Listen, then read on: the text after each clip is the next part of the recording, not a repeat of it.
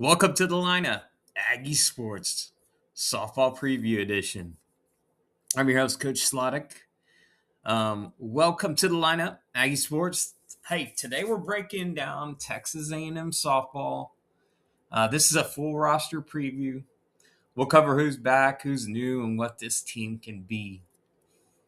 This roster is deep, it's experienced, and it's built to compete in the SEC. Let's get into it. So big picture, Texas A&M enters the season ranked 11th through 14th in the big polls with one clear identity. They've got a lot of depth. We've got depth in the circle, depth in the infield, and real options behind the plate and in the outfield. This is not a one-player team. See, this is a roster designed to survive weekends and to grow as the season goes on. The expectation is simple. Compete in every series and be playing our best softball in May and June. The pitching staff, let's start in the circle because everything starts there. Texas A&M has multiple usable arms, not just one ace, not just an emergency depth.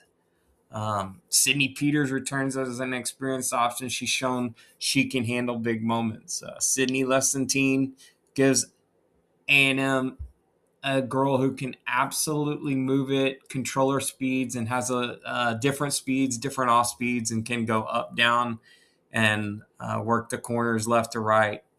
She's my favorite. She's a stud. I think she's going to be an All-American either this year or next, and I think she's a difference maker. Grace Sparks continues to bring her drop ball and adds very good experience, SEC experience. And then Taylor Pinnell, I think, is your closer. I think Dustin Hoffman, Mariano Rivera, that kind of closer, but bring it to softball. I think she has a lot of versatility as a girl who is not the tallest, but just has a lot of fight, a lot of dog in her. Left-handed, just mixes it up really well. Taylor Brown is a freshman. Kate Mutterlin, I think she is also another one who can provide some innings. So there is a lot of different options and probably missing a couple too. The staff gives the Aggies choices. Choices win series. The key question is simple. Who becomes the trusted weekend rotation? If 2 or 3 arms separate early, the staff can control games. Speaking of game control, let's go to the catchers. Catching is a strength for this team. Grayson Coleman returns as a veteran catcher. She brings experience and stability.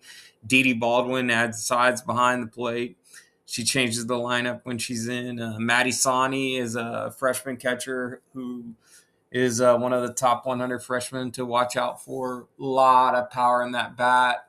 I see her probably catching 80% of the games. Maybe AK, Dee Dee, Grayson all kind of mix in there, but I think Maddie's going to be the one who is the long-term solution. This group allows flexibility, different pitchers, different game plans. Strong catching improves pitching. It also improves confidence. This is a quiet advantage for Texas A&M, I believe. The infield core, the infield is experienced and versatile. Maya Perez is an All-American stud. Kennedy Powell is a stud third baseman. She brings leadership and reliability. Michaela Wark adds veteran experience from Oklahoma State, gives the lineup flexibility as well. Defense matters here, though. I mean, A&M, Coach Ford, they love defense. You got to be able to play defense. You got to be able to hit, but you got to play some defense too. Returning players like KK, obviously moving over to shortstop is a plus, and she's a stud there too. Talon Edwards going to second base with Kennedy Powell playing third. This infield should be salty, should be clean defense, and it'll reduce the pressure on the pitchers for sure. That's how games are won in the SEC and in the postseason. The outfield group.